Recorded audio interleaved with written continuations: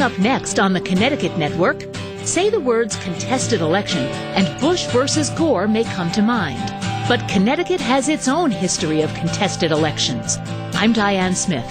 Join me at Connecticut's Old State House for the latest installment of Taking Sides, the role of partisanship in politics and policy.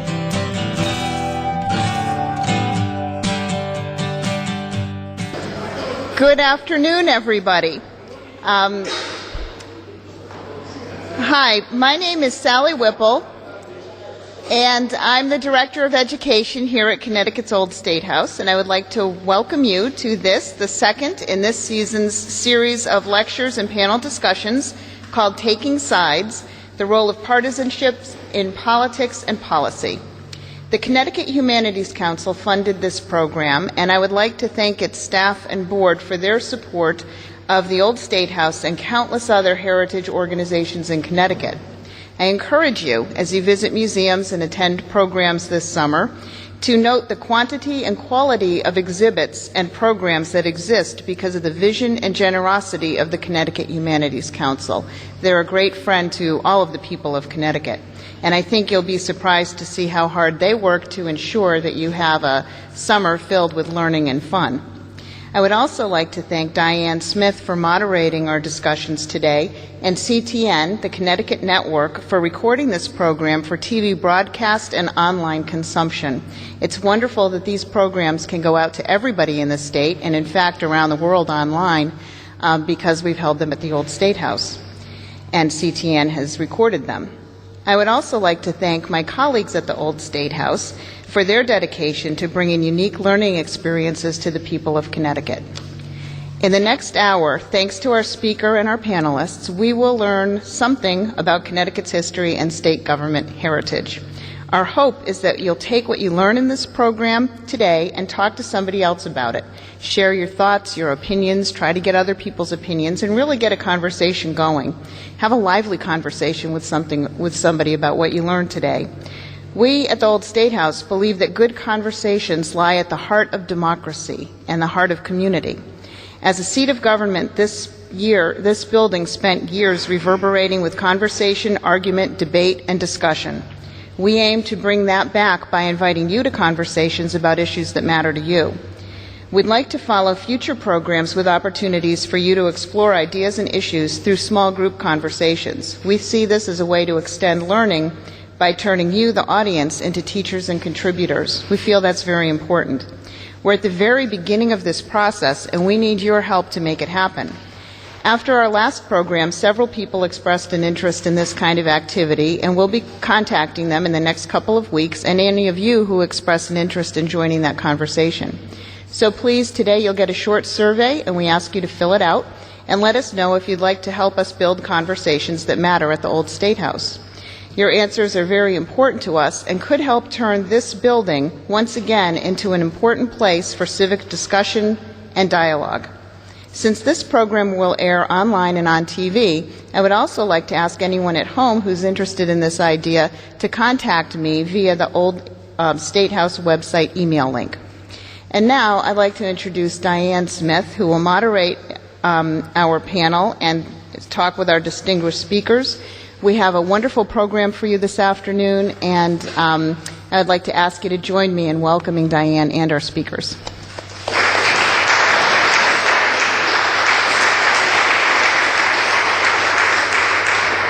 Thank you. We're so glad to have you here at the Old State House. It's been an interesting time the last few weeks since the state conventions. We have a very interesting governor's race going on, among other races, and we are now 28 days away from the primary, which I am very aware of because I'm also the elections coverage coordinator at CTN, and we're doing a lot to get full coverage of the primaries.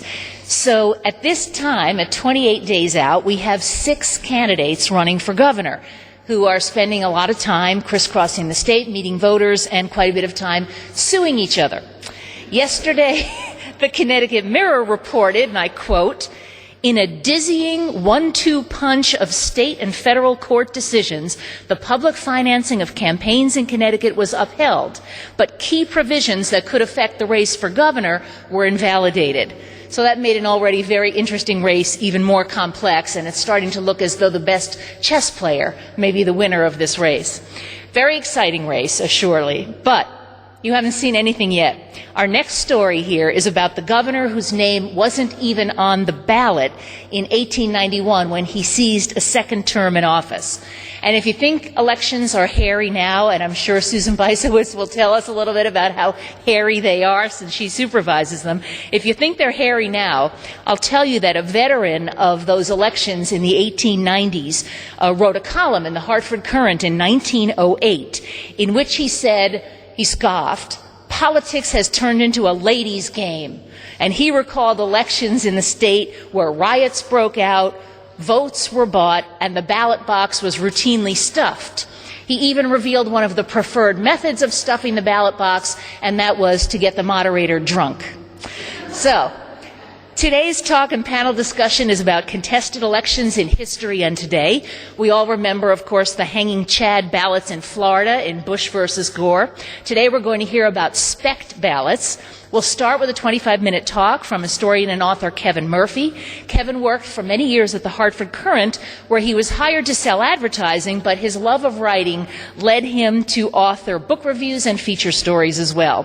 When he left the Courant, he opened his own construction company, but at the age of 50, he gave that up and took up the writing life full-time. His first book was called Water for Hartford, the story of the Hartford Waterworks and the Metropolitan District Commission. His next book is coming out in January from Wesleyan University Press, and it's called Crowbar Governor, The Life and Times of Morgan Gardner Bulkley. And following his talk, we'll have Secretary of the State Susan Beisowitz join us to talk about moderating modern-day contested elections. And former Congressman Sam Gadenson is joining us as well. You may recall he's had a few squeakers in his day, too. But first, let's start with Kevin Murphy.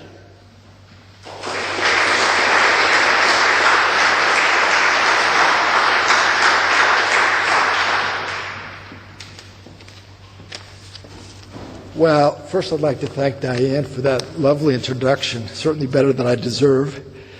And I'd like to thank Rebecca Tabor-Conover and Sally Whipple for inviting me here in the first place.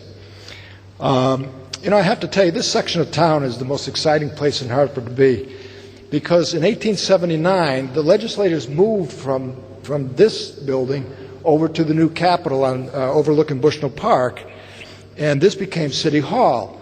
And Morgan Bulkley was the first governor to be sworn in here in April of 1880. And at that point, the newspaper started calling this City Hall Square. Now, I thought I'd start off with a little humorous story about City Hall Square. Over on the east side of the square over here, there was a building called American Hall.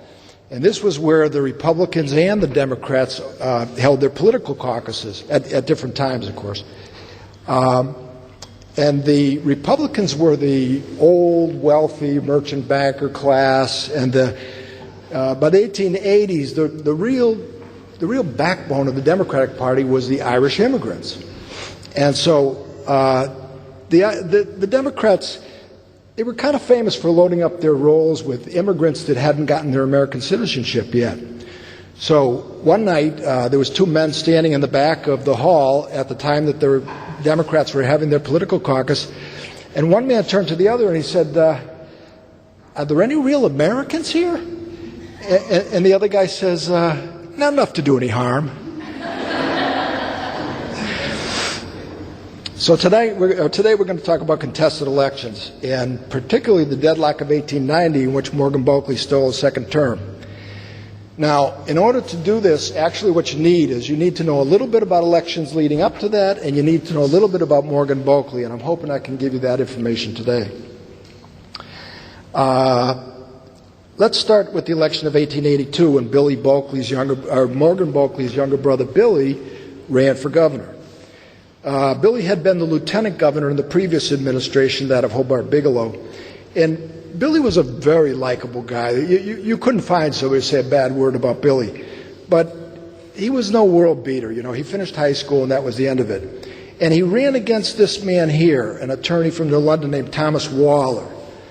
And this guy is an absolutely inspirational story. Tom Waller was born Tom Armstrong down in New York to immigrant parents. And his parents died when he was 8 years old. And he wound up on the street corners of New York selling newspapers. He was one of these little urchins, that he could very easily have gotten lost, like a lot of kids did. But he had a great mind, and he came to the attention of a couple in New London named Robert and Amy Waller, and they couldn't have children. So they adopted Tom Armstrong, and he changed his name to Waller, and he went to the schools in New London, and by the time he was 21, he was a lawyer. And he had a lot of great state jobs. He was Secretary of State, he was Speaker of the State House of Representatives, ultimately governor. He had a wife and 6 kids, and later in life, he and some businessmen opened up Ocean Beach Park, which we all know. Just an inspirational story. But the thing I like about Governor Waller is he had a wonderful self-deprecating sense of humor. And somebody had asked him one time, he said, when you were selling newspapers on the streets of New York, did you ever consider going to the California gold rush? Because, that would be better than selling papers for 2 cents a piece. So Waller said, he said, the very newspapers that I was selling said that there was mountains of gold in California. And even as a young kid, I was smart enough to realize if there was that much gold, it was never going to be worth anything. So anyway, that's Tom Waller. In this particular election with Billy Bulkley, Waller got 52% of the vote, which is a majority. That's great. The problem was that down in New Haven, they uncovered 7,000 black ballots, Democratic black ballots. And the black ballot was very simple. You took a printer's block and you engraved the names of the candidates in it so that when you rolled it with ink and slapped it on a piece of paper, you had a black ballot with white lettering. Nice. Except that the state law said they had to be white ballots with black lettering. So 6 weeks after the election, Chief Justice John Park at the state Supreme Court over here, he ruled that they were palpably unlawful, and he threw them out. Now, when you redo the math, suddenly Billy Bulkley's got, I'll go back to Billy Bulkley. I guess I can't go, there he is. Okay, Billy Bulkley's got 48% of the vote, and Tom Waller's got 2% less. He's only got 46%. So, the legislature, both houses were Republican. Billy's a Republican. He doesn't have a majority, but he's got a plurality, 48%. If he can keep his mouth shut, he's going to be the next governor of the state. But Billy couldn't keep his mouth shut. He sent a letter to the legislature saying that he would not steal the office on a technicality when clearly the voters had chosen another. And this was unheard of in those days. But, as Diane was saying, politics was a blood sport back then. Nobody knew Billy was going to do this.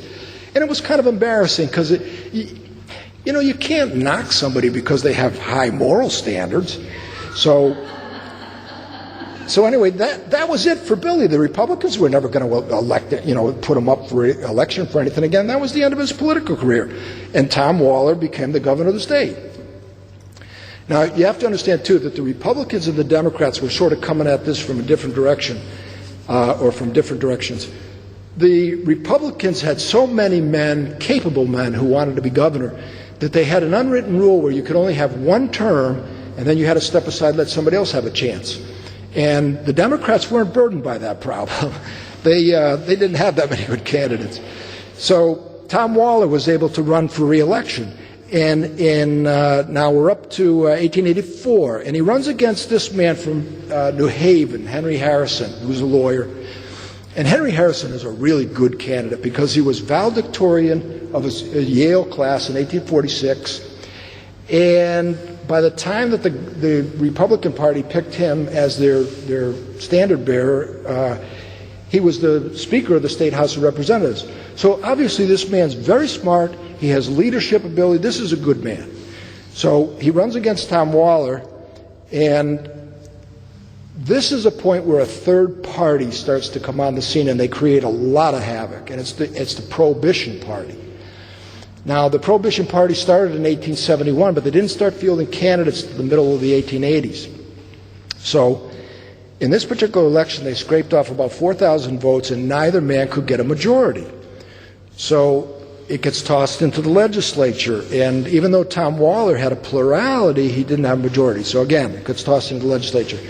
And the legislature, being both houses were Republican, they gave it to the Republican Henry Harrison, the man with the least amount of votes, of course. So,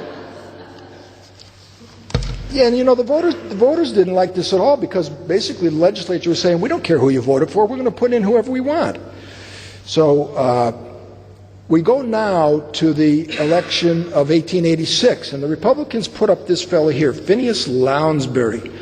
And he was a nice guy, but he never finished high school.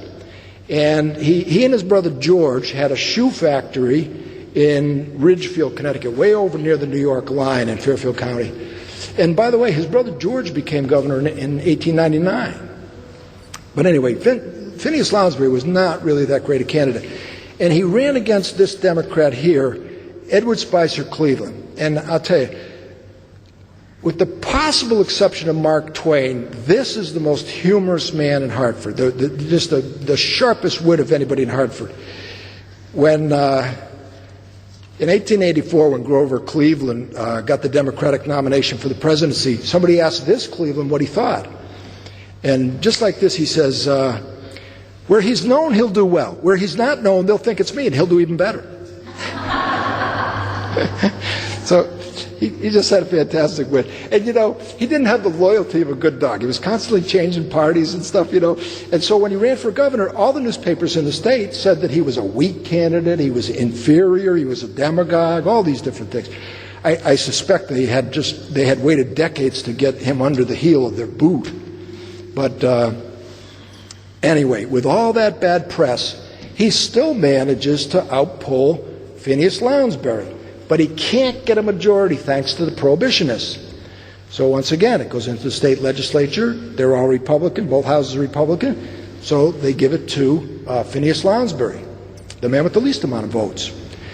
And now we come to 1888. And here's our boy, Morgan Bulkley.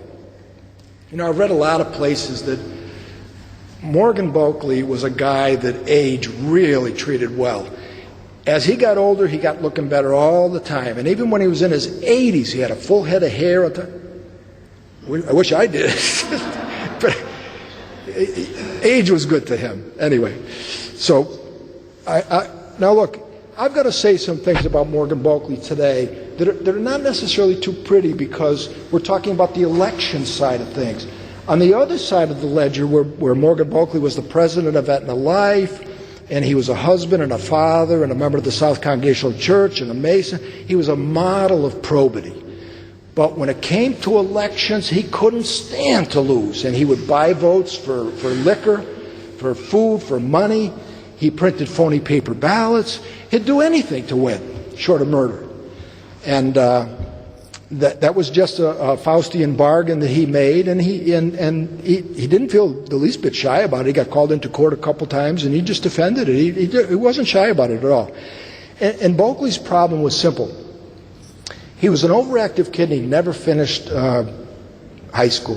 He just didn't have a high school education. And when he went off to the Civil War, he only signed up for 3 months. And he wound up in a place where they just marched in circles for 3 months and went home. So he had no war record. But he did have his father's money. When Judge Bulkley died in 1872, he left the equivalent of what would be in today's dollars $30 million. So Bulkley had the money to buy votes. And he did. Another thing about Bulkley was he wasn't a good stump speaker, because he didn't have the facility with words, and you'd expect that from somebody that didn't finish high school. So, but when you got him out on the campgrounds where he was shaking hands with the boys and telling stories and stuff, he was wonderful. Everybody liked Bulkley. And they used to go down to Camp Smith in Niantic, which is now called Camp Rell, and go out on the campgrounds and meet the people and retail politics. He was very good at it. And he was especially good when he had his wife Fanny with him. And here's a picture of Fanny. Now, when they got married, she was 24 and he was 47. He was a late starter. But she was very good for him, because she was bright and charming, and everybody liked her. And she was from one of the best families in San Francisco. Her godparents were Governor Leland Stanford and his wife Jane, you know, the founders of Stanford University, and she was a blue blood all the way through. But anyway, I thought I'd bring an extra picture of Fanny today just so you could see her in midlife. Quite a hat, huh? You know, this stuff always comes back, so if you see that at a tax sale, you better grab it.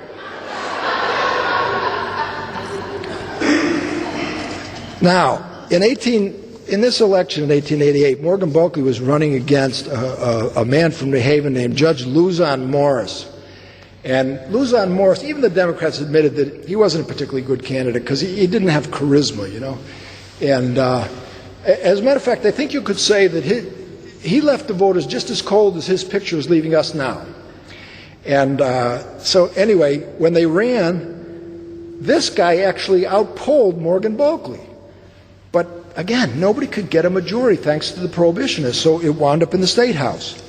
And the State House was still all Republican, and they gave it to Morgan Bulkley. And that's how Bulkley became the governor of the state, 54th governor of Connecticut.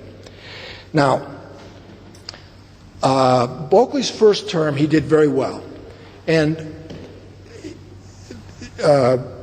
this is kind of an important point, actually. Bulkley, the Republicans have this rule where you're not going to get a second term. And so, like all politicians, after Bulkley gets elected, he's looking down the road to see what his next job is going to be. And he finally decides that it's going to be United States Senator. You see, the record in Connecticut of people going from the governor's office to the U.S. House of Representatives is very, very small. I mean, I can only think of 3 examples. It almost never happens.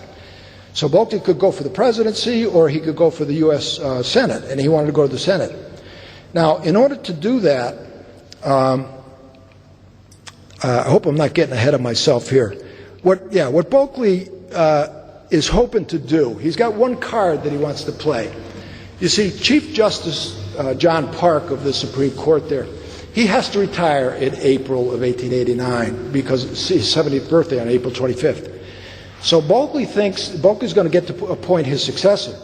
So what Bulkley says to himself is, I've got to get one of these 2 senators in Washington to become the Chief Justice of the state of Connecticut, and I can take that Senate seat. This is his plan. So he has 2 choices. He can go after General Joe Hawley's seat, which it's like impossible because General Joe Hawley is the biggest war hero, and he was an ex-governor. He was an ex-governor of Connecticut, and he was a congressman and a senator. And not only that, he had a national reputation as a stump speaker. He had this very, very deep voice, and it was perfectly modulated. And if you closed your eyes, you'd swear it was God talking. So Bulkley wasn't going to have a lot of luck there, but he might have some luck here. Orville Platt was a man who never dreamed that he could become a United States Senator. He was a lawyer from Meriden, and he was a state senator in the legislature in 1878. And at that time, General Hawley and Marshall Jewell of the Jewell Belting Company, they were fighting so hard to make sure that neither one of them got the open U.S. Senate seat that Orville Platt slipped in as a compromise candidate.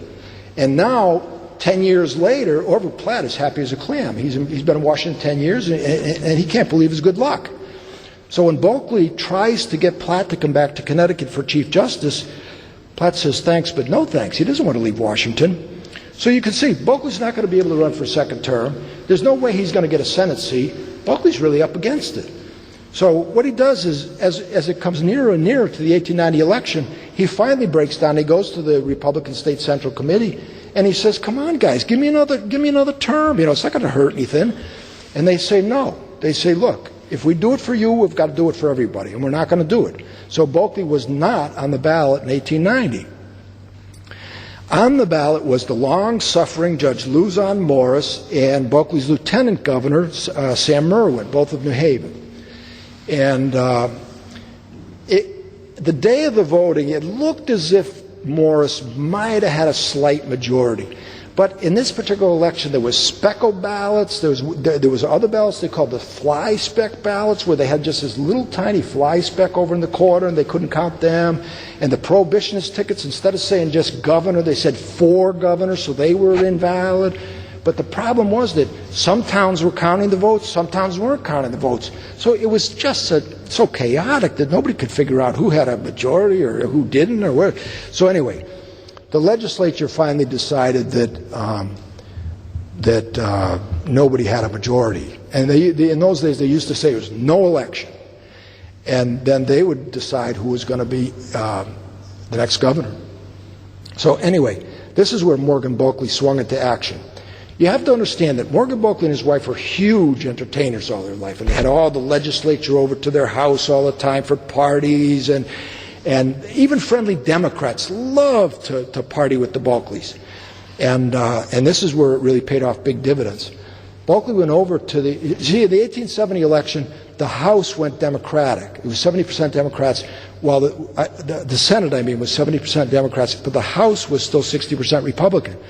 So Morgan Bulkley went to his friends in the House. He said, look, the state constitution says that until you qualify my successor, I have to stay put. And so what I want you guys to do is to sit on your hands and do absolutely nothing.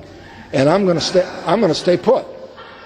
And of course, they were all such close friends with Bulkley. They just said, sure, Morgan, if that's what you want, we'll do it. And they did it. So the Democrats in the House, when they realized what was happening, they were livid. So they cut off Bulkley's money. As the appropriations bills came up, they refused to pass them. They just piled up on a table.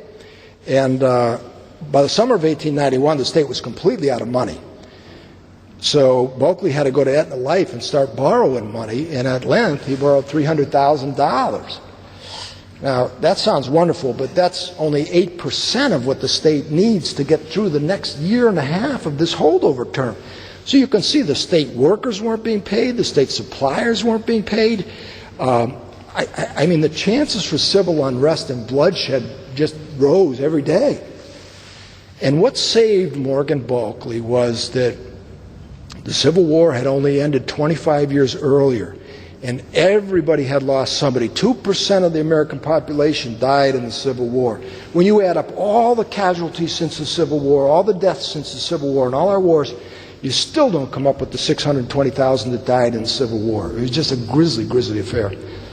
And the people could still remember this, and so the last thing they wanted was bloodshed, and that's what got Morgan Bulkley through it. Am I getting the... Okay. Now, the legislature had to see one man because he had an overwhelming majority, and that was Nicholas Staub. And Staub was kind of an obnoxious guy. And the first thing he said to Bulkley was, hey, I'm going to do this, and I'm going to do this, and I'm going to... And so Bulkley said, no, Mr. Staub, if you try to do anything with just one chamber of this legislature, I'm going to call out the military. And Staub was shocked, and he said, you would do that? And Bulkley said, absolutely. And so Staub thought things were getting out of control, and so he said he thought he better break up things with a little bit of humor. So Staub said, well, Governor, if you call out the military, you better get the cavalry, because I'm a very fast runner. And Bulkley shot back. He said, don't worry, Mr. Staub, if you start to run, we're not going to look for you long. And so these guys had quite a history going, right from the very beginning.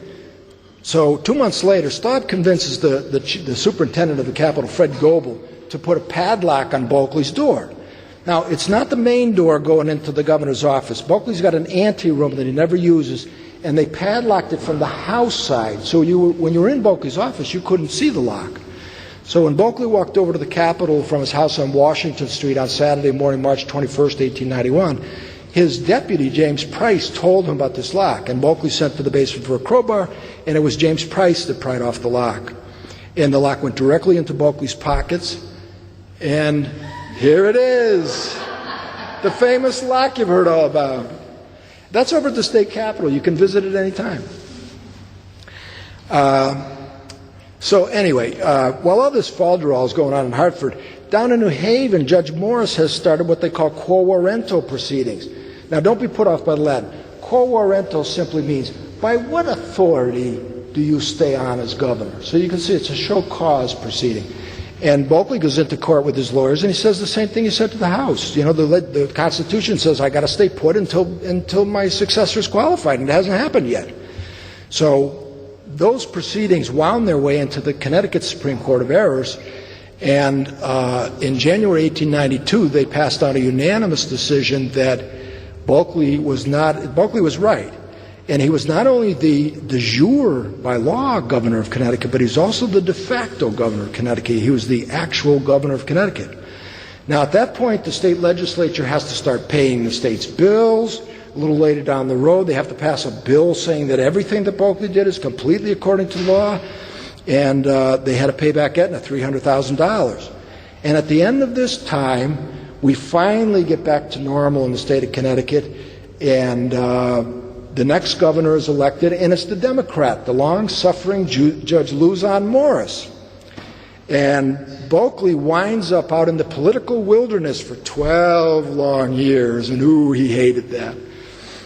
But anyway, to wrap up my remarks, I just want to say a couple things about Bulkley's 2 terms in office.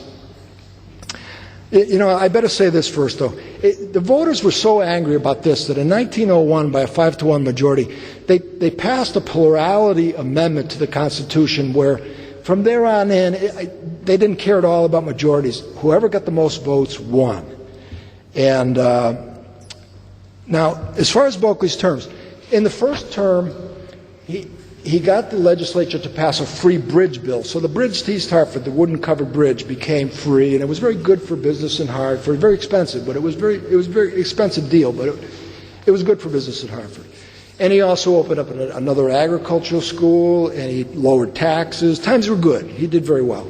In his second term, he got zero done, absolutely nothing, because the Democrats in the legislature wouldn't let him get anything done, and he spent all his time running around looking for money. So that pretty much concludes my remarks on this 1890, what they used to call the deadlock. And if I could, I'd like to show you the covers of just 2 books. The first one is Crowbar Governor. That's going to come out just after Christmas, Wesleyan University Press. And you can order that directly from the press and get 30% off, and you'll be one of the first ones to read the book. And the second one is Water for Hartford. And this is my first book on the Hartford Water Works and the MDC. Now, look, I was very conscious when I was writing this book that I did not want it to be only about the pipes and the pumps and stuff. So there's a ton of Hartford history.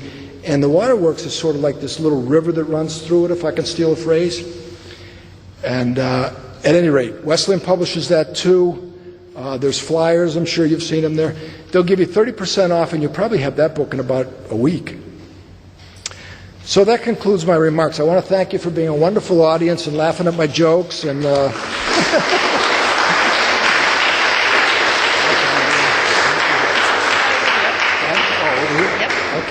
If I can have Sam join us and Susan Weissowitz join us.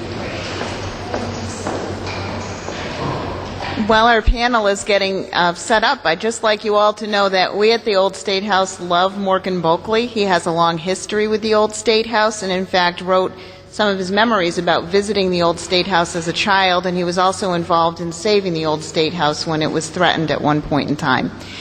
If you are interested in the Bulkleys, the Colchester Historical Society Museum has a great exhibit about the mausoleum that was recently reconstructed by the state archivists, the state archaeologists, and many volunteers. And they also have some objects there that belong to Morgan Bulkley. So if you're out in the eastern Connecticut and want to drop by that museum, you can see some great Bulkley things. And now I'll hand this back to Diane for our panel discussion. All right. Thank you very much, Sally. I'd like you to meet our panel now. The Secretary of the State is Susan Weissowitz. She is responsible for running clean and fair elections in Connecticut. Susan Weissowitz has been our Secretary of the State since 1998. During her tenure, she's overseen the implementation of things like new voting machines, vote by phone technologies. She also created the first statewide voter database in the nation, which has helped efforts to streamline voter registration, protect voter rights, and to prevent vote fraud. Thank you for being with us. Sam Gadenson is a former congressman. I always like to say this about Sam because I find it so fascinating. He was born in a displaced persons camp in Germany and then grew up on a dairy farm in Basra. So I just find that part of what I always have to, some people say Emmy Award winner so-and-so. I always have to say that about Sam, former dairy farmer. Sam, of course, we know because he served in the State House of Representatives and then he was the congressman from Eastern Connecticut from 1981 to 2000. Now, during his time in office, he served as the senior Democrat on the House International Relations Committee, where, among many other things, he helped American businesses access foreign markets. And that is part of what Sam does today as the head of his company, Sam Gadenson International. Sam, of course, is no stranger to interesting, quirky, and contested elections. In one of his races, Sam actually held his seat by 21 votes, but I'm going to let him tell that story. So, Susan, first question, I guess, is for you. Could a situation like Morgan Bulkley's non-election happen today? Can you foresee any way in which something like that, as crazy as that, could happen? Probably not, and here's why. Now, instead of requiring that you get a majority of votes, a plurality is required. So all you have to do is get the most votes. And we also have now a very transparent recount procedure. So if there is a recount, we have paper ballots that are recounted in public, so there would never be a situation where a town could stuff the ballot box or not count votes. And I think things would go much more smoothly today. Certainly like to think so. Of course, now today we have new voting machines, but as you said, they do leave a paper trail. Is there any possibility of that paper trail being similar to the old paper ballots? And in fact, those ballots we saw in Florida, those ballots with the hanging chads. Well, we've never had chads in Connecticut, so that's the good news. And things have been going very smoothly since 2006 when we introduced the optical scan ballots where people just blacken the ovals next to the name of the person that they voted for. And we've had a partnership with the University of Connecticut Computer Science Department, and they do an audit after every election to make sure that our voting machines are counting the votes properly.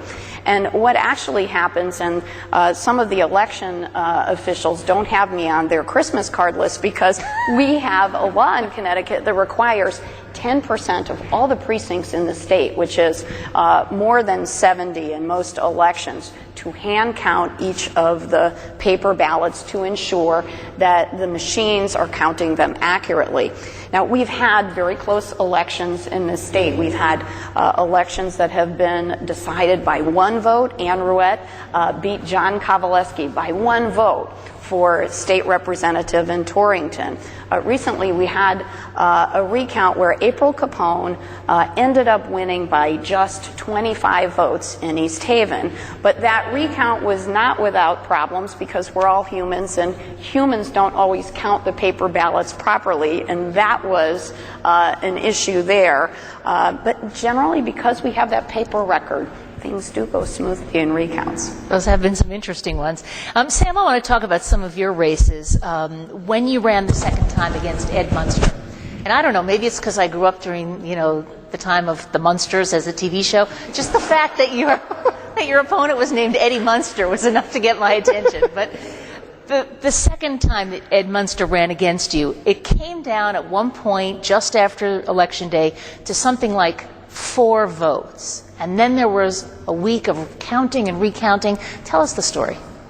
Well, there were actually other close races. Just that when Kevin and I served in the State House, Kevin Johnston is here today, I think Irv Stolberg tied in a primary in which his wife and he had forgotten to vote.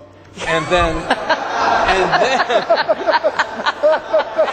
won by like 2 votes. I mean, show you how good everybody was getting their people out and what have you.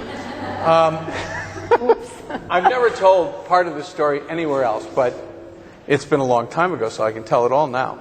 So I had a rule, which was the day after the election, and you're usually up till 2 or 3 in the morning, the staff would drag me down to Electric Boat to say thank you.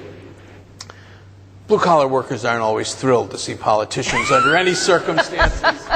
So sometimes the greetings weren't the best. But we'd go down there, we'd say thank you to tens of thousands of workers. Then we'd come back, grab the kids, get on a plane, go to Disney World, because you just spent, you don't see your kids a lot in public office often, and then you just spent 2-3 months campaigning, so the kids got the raw end of the deal, so they get to choose, and for a long time they choose Disney World. So we'd get on the plane and we'd go to Disney World for 3 or 4 days, and then when they got a little older, we'd take them to Mexico for a few days after that. So we each got a vacation. Anyway, by the time of this election, I was no longer married, or I had a new marriage, and the kids were older, but I still had the same rule. So election night, we're up by, I think, 4 or 5 votes. I can't remember what it was. It might have been 6. And the staff said, well, you got to cancel the flight. I said, oh, no. I said, I got a great staff. I got Bob Tobin, who actually served with Kevin and I in the State House, to be our election lawyer. And, nobody looks good with their, standing there as people are counting their fate. I mean, as good as you are in public office and, dealing with difficult situations, just think of all my colleagues who got caught with their mistresses. They seem to do really well. The wives did it, but still, you don't look great in bad situations. So I said, I'm going to, Paris, because the kids were no longer around. And so my wife, Betsy Henley Cohn, and I, we went to New York. We got on the plane. We flew to Paris. And, of course, the staff was in complete, anger at this. But I thought I wouldn't look good standing there. And my opponent actually went and watched the counting, and he didn't look good. Not surprising, So the great thing about Connecticut is we had a different kind of ballot that was paper being tested, which is you had to draw a line across the bottom of the ballot from the candidate's name to a box. I wasn't Secretary of the State then. And all machines can be fiddled with, and anything human can make mistakes. So anyway, we spent $25,000, always very annoying to spend large chunks on money on some genius to tell you what to do. And this genius said, if we recount Norwich because of where my name was placed in the ballot, we would pick up, 12 to 18 votes. So I said, fine. And I gave my staff just very simple instructions. If I said, we won, don't let them steal it. If we lost, get me the other guy's phone number so I can call him. And, I said, I don't want any games. We're doing this straight. And so don't even think about trying to knock his votes out. We're just going with a straight recount. So the recount, we get phone calls and faxes, things of how things were. We're up, we're down, we gained one, we lost one. My wife took all this person. I think she'd just been my wife for a short time when this crisis occurred, so she was blaming herself. And finally, then the Republicans, they want to recount in Norwich too. And I'm going, well, we just paid somebody $25,000 that said, I'm going to gain votes in Norwich. Why are they doing it? Turned out they decided Norwich is a Democratic town. We would try to steal votes. So anyway, Norwich got double counted, with hand counts and everything. And we ended up winning with 21 votes at the end of the day. But I thought the great thing about this system is that it basically, except for that new electronic machine, all the votes came up the same, all the absentee ballots were up the same. And just for a contrast, and I think all the election officials operated, completely kind of straightforward way. In contrast, in Florida, Jeb Bush and Secretary Harris immediately became part of the Bush team. There was never a recount. They kept saying every vote had been recounted and recounted. There was never a full vote in recount in Florida. And frankly, I don't know whether Al Gore could have won. He probably didn't. But the idea that we went to the federal government to stop what is essentially, not we, the Republicans, to stop a state function, which is tell us what the results are and then we certify, is, I think, outrageous. And it cost us worldwide. I'm on a board, NDI, we do election monitoring and training around the world. And for years after the Florida race, he said, well, what are you doing here? You can't even run your own country's vote. Lastly, I would say this. So we're finally, the one place I did go to was we're at the state Supreme Court, across from the Capitol. And the lawyer for my opponent says that all these votes for Gadenson shouldn't count because the line went from his name but didn't quite reach the box. And again, unlike Florida, which kind of had a mishmash of laws on top of bad people doing the process, in Connecticut, the law and the case law is very clear. If the voter's intent is clear, you count that vote. You don't try to find some technicality to throw it out. So anyway, so this lawyer, being paid to do what he was supposed to do, all these Gaydonson ballots shouldn't be counted. My lawyer listened to my instructions, didn't try to throw out any of the ballots that didn't quite go to my opponent's name, but he had a great retort. He got up, he said, there'd been a lot of requirements in the United States for voting. It used to be property. Yeah. Sometimes you're excluded because of race or sex. Sometimes if you had a different race or you were an Indian, you had to own twice as much property. But he said, never in the history of the country had artistic talent been a requirement for voting. The judges had the same response as the people here. Turned out all right. And actually, Pauline Keyser was the Secretary of State at the time, and Republican. Yep, a Republican. And was fine. And that was one of the reasons why a lot of people were mollified about the results. They said she's a Republican. She's not trying to throw it in Sam. A lot of our towns were Democratic town clerks. Some were Republican town clerks. The process was the same everywhere. Yeah. Susan, I wondered. When Sam was just talking about Katherine Harris, I have wondered so many times if that had been our state, if the weight of the presidential election had been hanging on ballots in our state, what would you have done differently than what Katherine Harris did, besides wearing a lot less mascara? Well, first of all, I have to tell you the story about my daughter Lena was 7 at the time of this presidential election crisis. And, I had just been Secretary of the State for a year, just like Katherine Harris. And everyone was sort of waiting to see who would become the president. And my daughter Lena said, Mom, I have an idea about how to solve this problem. I said, what is it? She said, well, Al Gore can be president for 2 years and George Bush can be president for 2 years. And I said, well, unfortunately, that's too fair. Adults would never think of that. I'm sorry. So I don't think that I would be in the Katherine Harris situation. First, because it has always been my policy as Secretary of the State not to endorse candidates like she did, so hopefully no one would accuse me of not presiding fairly. She was a co-chair of the Bush campaign. She was. She was the co-chair of the Bush campaign and became a mouthpiece for that campaign throughout. The other thing is we have a very open process. People could, as a matter of fact, I was in some of your recounts watching to see how the ballots were recounted. And I was not Secretary of the State then, Sam, and you forgot to tell people about the hat you had made that said Sam 21, reflecting the number of votes that you won by that time. But we have a very open process, and the media, members of the public, the candidates, people from both sides of the aisle can be there to watch the process. And in the end, what's very interesting, we've had some very, very close races. When Joe Courtney ran and beat Rob Simmons by 82 votes, neither side contested because they had participated and watched these recounts all over the 2nd District, and they felt satisfied. If people weren't satisfied, they could go to the courts. And so I think one testament to the fact that we have a very fair process is we had this very hotly contested 2nd Congressional District election with Joe Courtney and Rob Simmons, and neither of the Republicans or the Democrats found fault with the procedure. So I think that's a good endorsement. I think also the fact that the counties played such a large role in Florida created additional confusion. So there wasn't a good kind of nonpartisan Secretary of State's office with case law that operated efficiently. It was Jeb Bush, Katherine Harris, and the Bush campaign team kind of got together. And then there were these independent counties who were getting, Harris was actually issuing rulings that were not based on law.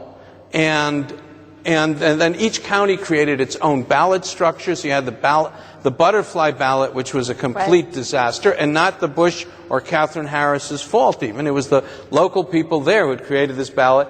And there were several different ballots, actually, where when people tested the ballots, it was very easy, not just the butterfly ballot, but in another county, to misvote. Mm-hmm. Now, there's ways to cheat in every system, and my favorite cheating story was a friend of mine was working for a challenger to the Chicago Machines local prosecutor. And they got a federal warrant to come in and open the mechanical machines, which I still favor being, very old. As we all went through elections, you pulled the lever and you pushed down who you voted for. In the back, there were mechanical wheels, so it wasn't some secret algorithm that, although electric things are very nice. So they get there at 5 o'clock in the morning. They get there at 5 o'clock in the morning with guns, armed guys, and they walk into this one precinct and they say, open the machines. And they open all the machines, and sure enough, each one of the daily operatives already has hundreds of votes. Now, these machines were supposed to be all zeros at this point. So my friend Marty Russo, with a federal warrant, says, fix it. And the guy, not assuming that he meant fix it as we would assume, he said, how many votes do you want? Now that I've been caught, I have to give the other side votes. Kevin, I wanted to let you just go into a little bit more detail. You mentioned that Governor Morgan Bulkley would do anything short of murder to get votes. You were telling me that he would pay $5 a vote. At that time, that's a pretty good price. But he also had a deal. You could trade in your voucher for groceries. Yeah, what they did was they hired all these operatives to find where the votes could be bought in the river wards. This was when he was mayor, I guess. This is when he was mayor, yeah. And they used to hire these Democrats to work for him. And what they would do is they'd march people to the polls, make sure that they put the Republican ballot in the box, and then they'd march them over to Gideon Winslow's butcher shop, where they'd get $5 worth of stew meat and flour and groceries, and you could feed a family for 2 weeks on that much money, And that was how they ran the racket in those days to get the votes. Well, I went to West Virginia once on a separate matter, and the guy told me that they buy votes here, and I'm trying to think, how is that possible? I mean, right. How do you really know what somebody does when they're in the booth? Well, in West Virginia, they had paper ballots, and the parties who were buying votes would send their person in the morning, take a ballot, put it in their pocket, come out, fill it out in ink for their candidate. You show up to vote, you get handed a ballot. When you come out with a blank ballot, which means you either voted for their candidate or didn't vote, you got $5. And that was what year, Sam? That was in the mid-'70s, to the '80s. Wow. So, I mean, we've all been through these. Susan, is there any circumstances under which an election in Connecticut could end up going to the legislature for a decision anymore? Yes, if there is no plurality, then the legislature would decide. Now, it's been a long time since. You got to have a tie? Yeah, if nobody gets plurality, if there's a tie, then the legislature could decide. So they'd be the tiebreakers. Exactly. Now, I'll tell you an interesting thing about the tie. There was a candidate by the name of Elisa Wright. She was one of three Democrats, running in a Democratic primary for the state legislature, and there were 3 people, 2 women and 1 man, running in this primary, and the 2 women tied. And so they actually had a coin flip to determine who would win the tie. She was the winner of the tiebreaker, so to her credit, she came to the legislature, and the first bill she introduced was to eliminate the coin flip in ties for primaries. And so now, if there should be a tie in a primary, then there is another election held between the 2 people who tied.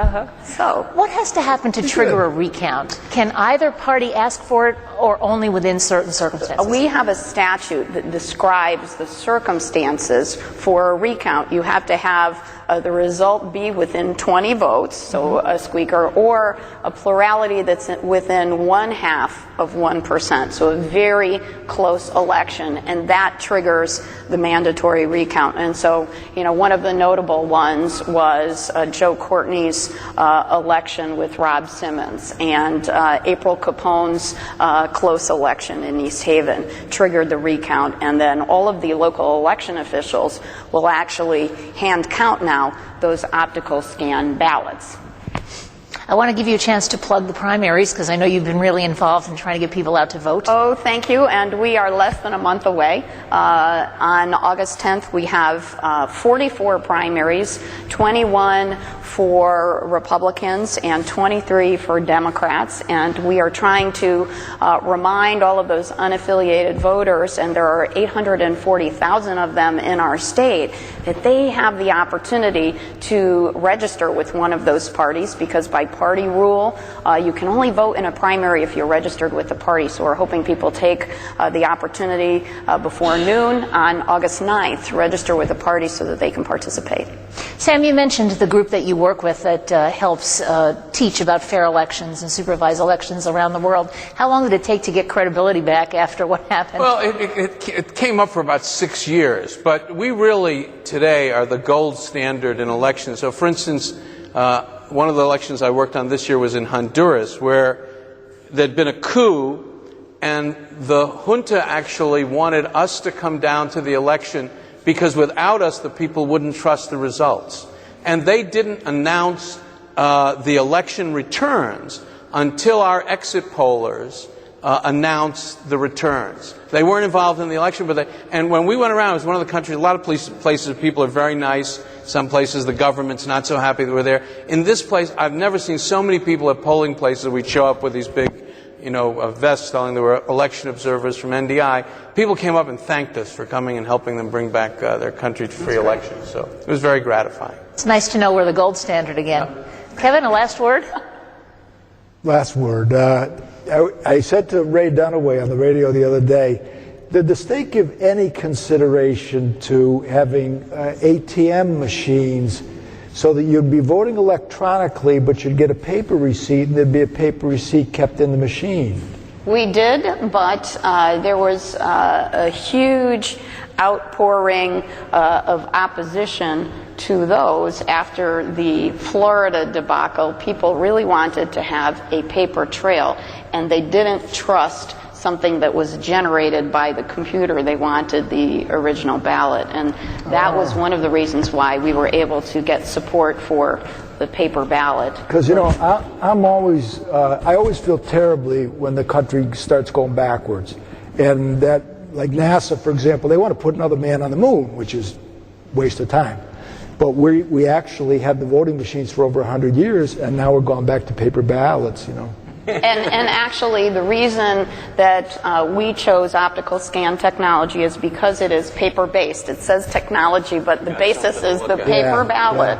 And it's because the federal law, the Help America Vote law, passed in the aftermath of the Florida election debacle, said you had to have a paper trail, and we felt most comfortable with the actual ballot. Just tell me this, too. Was money a consideration? Because those ATM machines cost a fortune.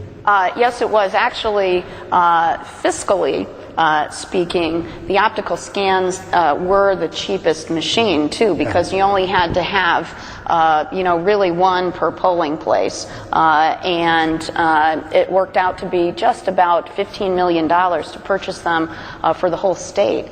And some states had to bond hundreds of millions of dollars to pay for their machines beyond what the federal government gave them.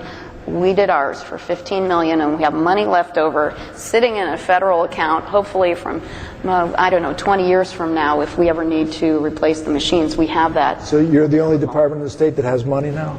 That's the federal government, exactly. Yes, we are a revenue generator in the Secretary of the State's office. I think we'll end on that happy note for a change. Thank you. Thank you all so much for being with us. We appreciate it. You'll be able to watch this on the Connecticut Network.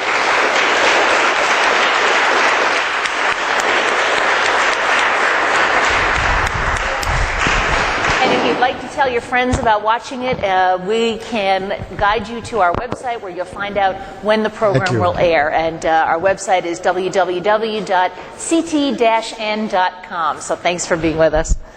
Sam, great to see you. Thank you for coming. Susan.